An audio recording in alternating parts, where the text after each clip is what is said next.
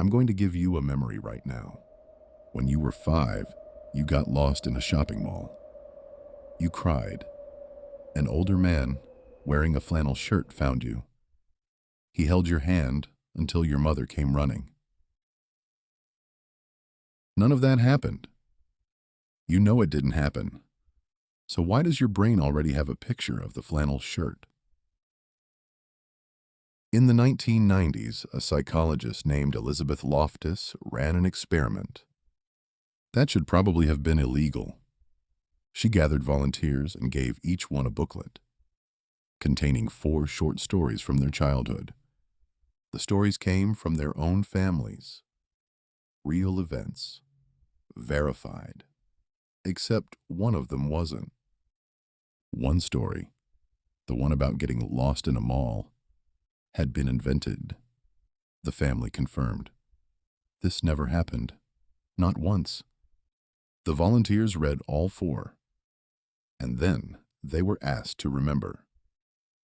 Most people said what you would say, "I don't remember that one." But about a quarter of them didn't. About a quarter of them said, "Oh, yeah, I think I remember that." And then, over the following week, something happened. That is much stranger than lying. They started adding details. Nobody asked them to. Nobody suggested anything. They described the store, the man's face, what he was wearing. One participant remembered the exact feeling of the tile floor. They weren't inventing a story. They were retrieving one. The memory was now real to them. It just wasn't real. Here's why this works, and it's the uncomfortable part. You think memory is a recording. Press play, watch the tape. It isn't. Memory is a reconstruction.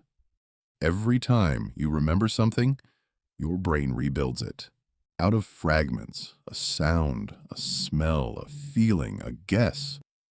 And then, when you're finished remembering, it saves the rebuild. Which means every memory you have is not the original. It's the last copy. A copy of a copy of a copy. And a reconstruction can be edited. A question can slip a detail in. A photograph can. A confident voice can. Your brain doesn't tag the new detail as new. It files it with everything else. Same folder. Same certainty. This is not a party trick. Loftus's work went into courtrooms.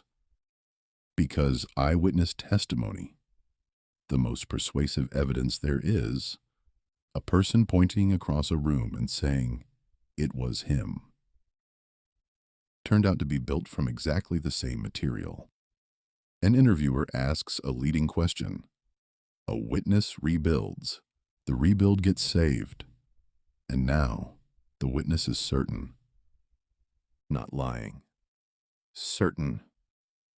Hundreds of people have been exonerated by DNA evidence after being convicted on testimony that was completely sincere and completely wrong. So here's the thing I can't stop thinking about. You have a memory somewhere in your head that never happened. Statistically, you almost certainly do, and you will never find it. Because it doesn't feel different. It doesn't come with a warning label.